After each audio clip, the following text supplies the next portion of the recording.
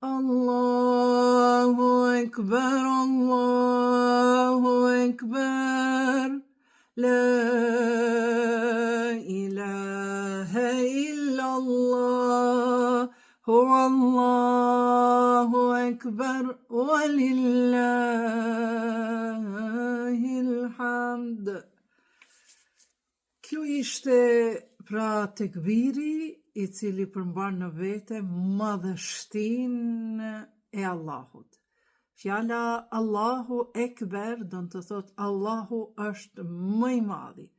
Por kjo nuk I përket shkallës superiore, që kur themi Allahu është më I madhi, do më thënë paska edhe diçka pak më të vogël se Allahu. Ata të cilët dëshirojnë ta keqpërdorin këtë fjalë të Allahut, ata kështu mendojnë.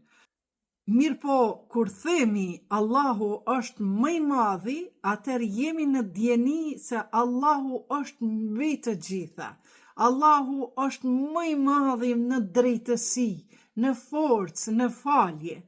Dhe kjo fjalë, Allahu është më I madhi, është përdor për arsye se në kohën e profetit Muhammed kanë pas njerëz të cilët kanë pas zotrat e tyre dhe ka pas besime të cilat I kanë bërë shok Allahut, duke menduar se Allahu ka për ndihmën e tjerëve ortak të vetit.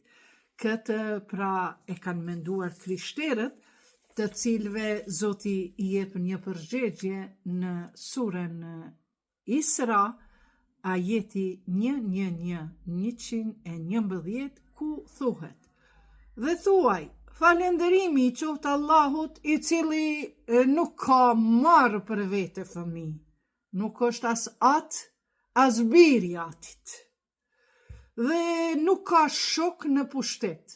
Ai është aq I plot fuqishëm, sa që nuk ka nevojë për ndihmën e djalit tij. Dhe nuk ka pasur nevojë për ndihmës për të mbrojtur. Nëse themi se Jezusi, Isau është, apo Mesiu, ka qenë djali I Zotit, biri I Zotit, biri atit, atëherë pse ai ati I tij nuk e pas ka mbrojtur Jezusin, birin e tij? Por ja, Kurani thot kështu: dhe madhroje ti atë, Allahun, në mënyrë më të madhe. Pra, Allahu Ekber, do më thonë fjala më e madhe, ta madhrojmë Allahun në mënyrë më të madhe.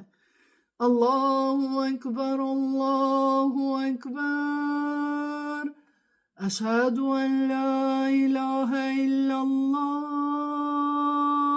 e tjera. Pra, muslimanët e madhrojnë Allahun në mënyrë më të madhe, në faljen e namazeve, gjatë kohës e ezanit, me raste gëzimi, me raste kur dikush përjeton një të mirë, një begati, një mrekulli, ne them një fitore, si që kanë pasur fitore të mëdha në luftrat kundër politeistëve në kohën e profetit, dhe gjithmonë është përuruar, është kurorzuar me fjalën Allahu Ekber.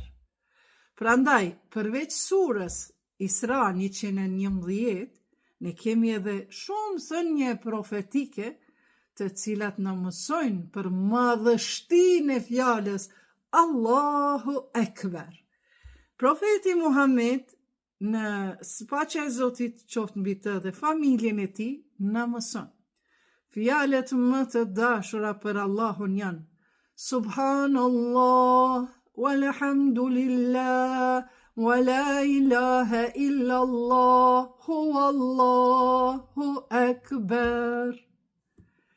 Prandaj, kjo gjithashtu, kjo thënie, për këtë thënie, Imam Gjafer Sadiku na mëson se personat të cilët e thonë shpesh herë këtë fjalë, këtë fjali, këtë parollë të bukur, duke lavdruar, duke falendëruar, duke e përtërirë besimin e tyre la ilahe illallah, Allahu Ekber, duke ju nënshtruar fjalës Allahu Ekber, ata persona që e lexojnë shpesh herë këtë moto, këtë formulë të bukur islame, nga buzët e tyre do të del nur në ditën e kiametit, në botën tjetër. Prandaj edhe muslimanët që e pasojnë ehli bejtin, në rekatin e 3 dhe në rekatin e 4 e thonë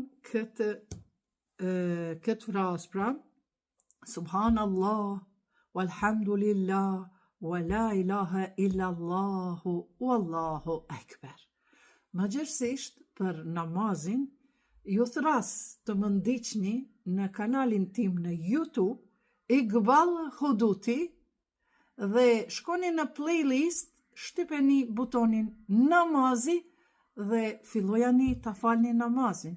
Së paku një herë në ditë, vetëm sabahun, vetëm një muj ditë, s'keni nevoj me i falë dreke i qindia aksham e jaci, vetëm një muj ditë, vetëm namazin e sabahut, ama s'po mundë me ungrit herët, po e thirë, s'ka problem, në që se thire zani në ora 5 e gjysë mëngjesit, ti ngritesh në ora 6, 7, 10, atëherë kur të fillon dit aty, filloje me abdes, mos dil prej banjës pa abdes, mos dil prej shtëpis pa namaz, mos fillo punë tjera pa e falenderu Zotin për të mirat që ti ka dhënë, që edhe sot me këtë sy e ke parë dritën e Allahut. Prandaj na ndiqni, follow në TikTok Ikballe Kosova, follow në Facebook Ikballe Huduti, follow në Instagram Ikballe 2020 dhe follow në YouTube, subscribe, abonohuni në YouTube Ikballe Huduti.